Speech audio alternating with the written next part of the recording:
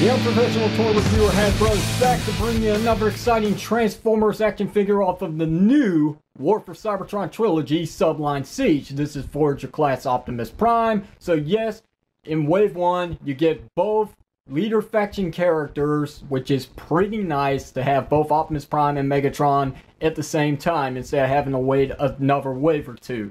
So I do appreciate that, Hasbro. Thank you so much. Anyway, let's not waste time. Let's go ahead and get to the review. Taking a look at the packaging, partake of every single video review on this channel. Here we have Transformers Siege, War for Cybertron Trilogy, Optimus Prime, Autobot logo. We got this insignia right here, which is actually in the back here, as you can see. It's very cool, especially with the honeycomb shape details that's going all around this.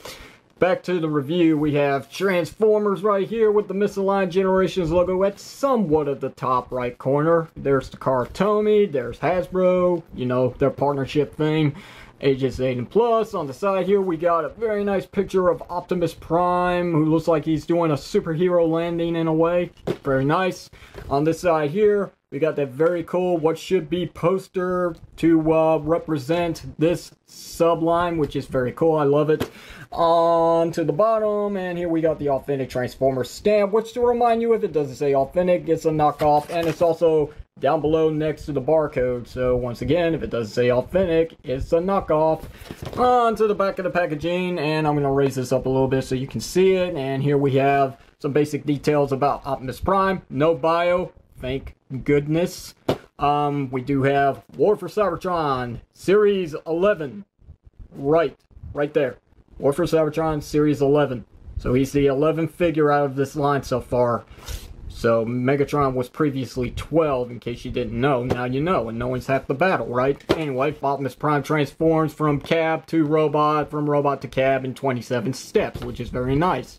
Here's a look at some of the action features that will be involved with this series. Battle Masters, you know, blast effects, all that kind of stuff. Not much to really say about it at this time since I don't own any, so I can't give you a full perspective on it, but that's going to do it for the packaging.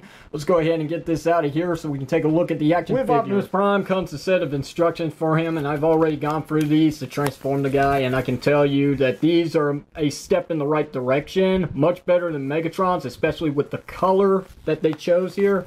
There's some dark areas, but most of it does actually come out pretty good to where you can actually see what's happening here. So, you know, props to Hasbro for getting it right, at least for the Autobots. Keep trying on the Decepticons. Anyway, now that that's taken care of, let's take a look at Optimus Prime in his Cybertronian truck mode, which is very Cybertronian, very nice. It's very futuristic as well. I mean, I could actually see this vehicle being in our world someday. I mean, it just looks like it could fit in. It just could.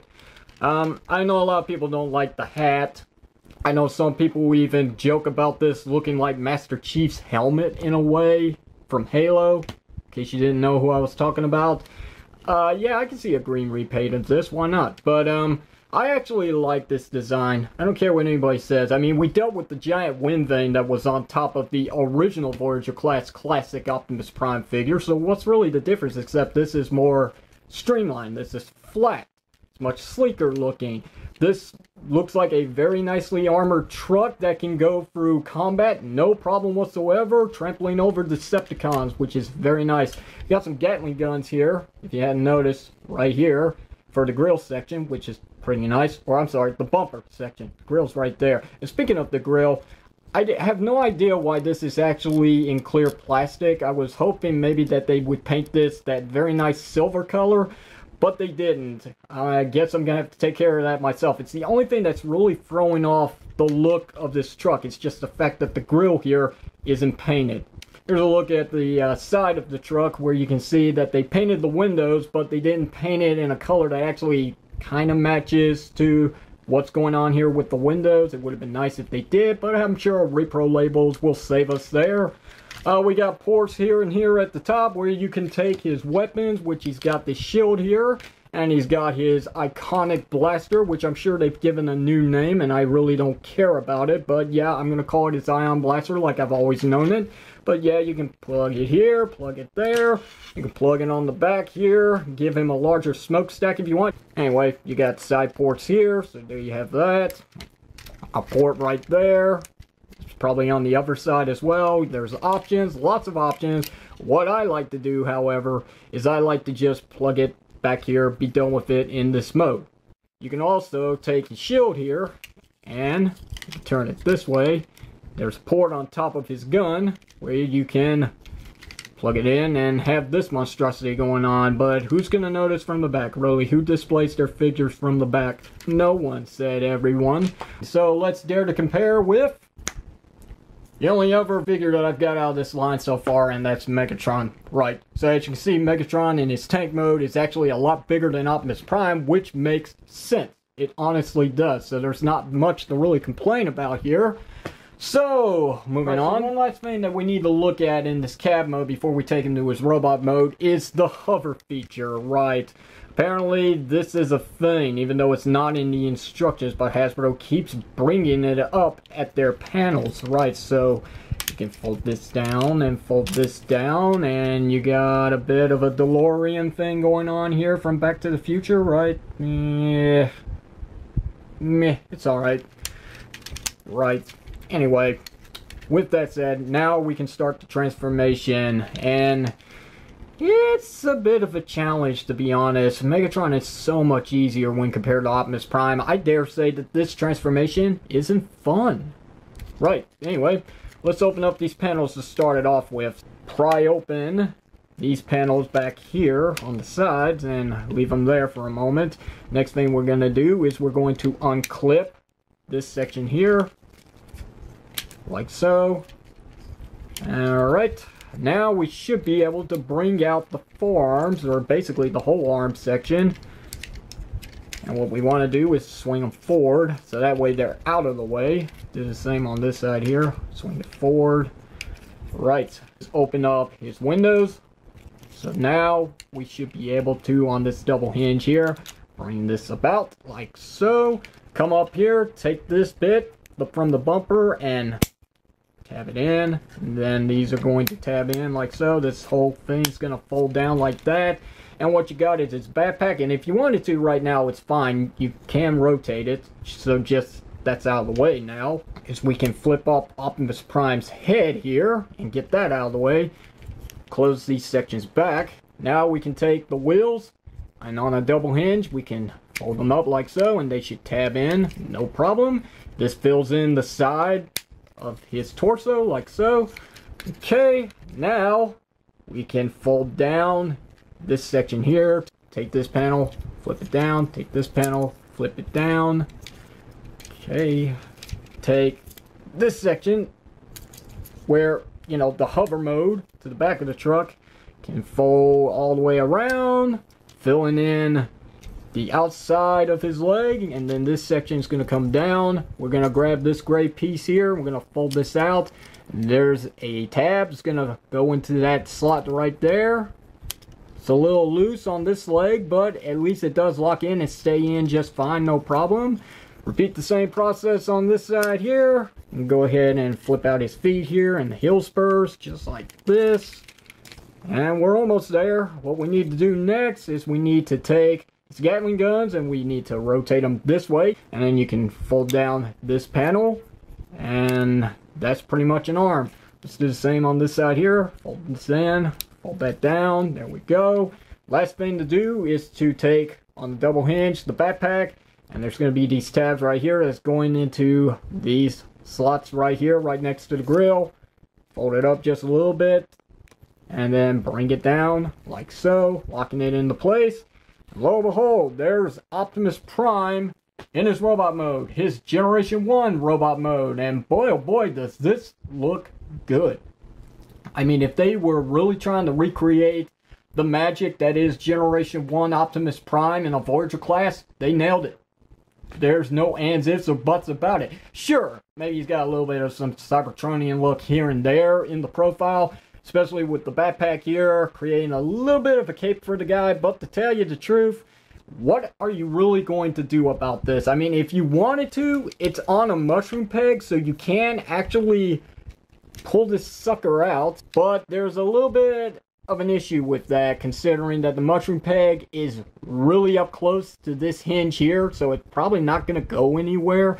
you know, you're gonna have to do a little bit of some modifying here to get that backpack off. Now, I know some people really wanted that to be a shield, but again, you know, leave it alone, okay? Okay, the hat is fine, alright? Everybody calls it a hat. I just call it what it is. Just, it's a kibble, and that's all it is. And there's not much that you can really do about it. It doesn't look that bad. I've seen worse backpacks. This is actually pretty clean compared to other Transformer figures.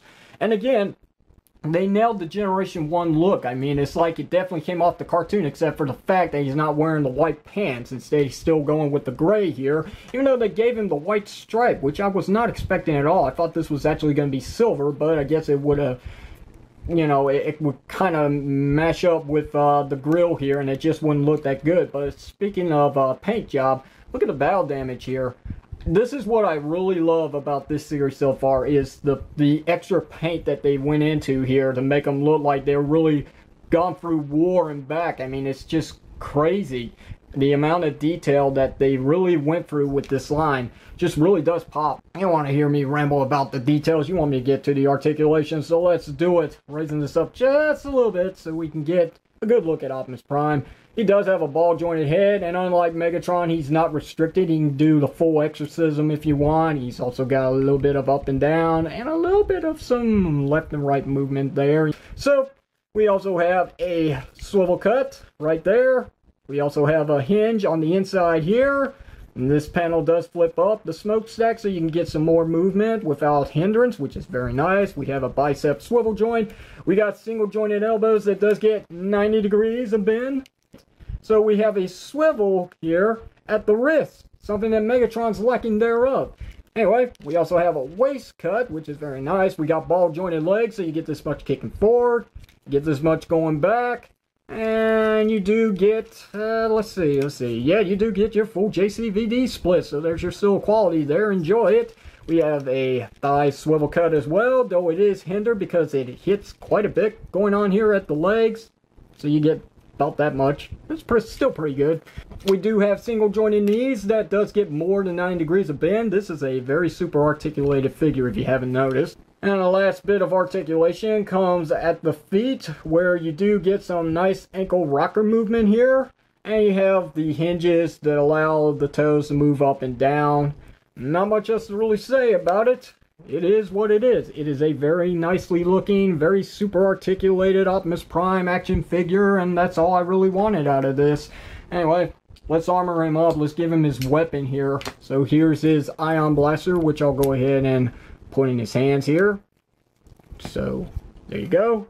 And then we can take his shield here, and like I've been mentioning earlier, you have ports all over the place where you could put this here, put this there, put it on his back to store it away, which looks okay, but it does build up a little bit of the backpack problem. Not much else that you can really say about it, but it also has a feature here. You can fold down this hinge here, put this right into place. You got a handle here. Why? Well, you're about to see. To start off with, what we're going to do is we're going to pull down on this tab here to release this back section, and then we should have enough clearance to pull on this tab here to flip the rest of this out, and here we have a very nice looking axe, which is pretty cool. And we can slide it in his hands here, like so, on a very tight connection, and there you go. There's the full look at Optimus Prime with his weapons here. Here's a good look at the very screen accurate Optimus Prime head. Very cool. Definitely looks like he jumped right off the cartoon and into the palm of my hands. This is a very nice looking head sculpt. Probably one of the best heads to ever come out of a Voyager class Optimus Prime action figure. I just love it. Alright guys, it's that time. Let's dare to compare with... And as you can see, Megatron in his robot mode compared to this very awesome Optimus Prime figure, they look good next to one another. They totally belong in this line. Megatron is a tad bit taller. It could be the other way around. I'm just not noticing it. But yeah, maybe it's got something to do with the bulk. Maybe that's why I think Megatron might be just a tad bit taller than Optimus Prime here. But as it stands, they both look good. The profiles on one another is amazing. Their whole harking back to Generation 1 look definitely has hit it in the right spot. I mean, Hasbro has really giving us something very cool here. And not just Hasbro, let's give some credit over to Karatomi, because I'm sure they had some parts in the design of these figures as well. Maybe even all of it. I don't know. Okay, that's not my place to figure out. But as it stands, I like what they have to offer here for this line so far. Very cool. Kind of wish the price was just a little less, but I can understand why, because they are so much offering more in comparisons to their last trilogy of figures, which really wasn't that great in the end. This seems like it's going to be worth the run. It's going to be so much fun. The challenge is in the transformation once again, which I guess is what they wanted.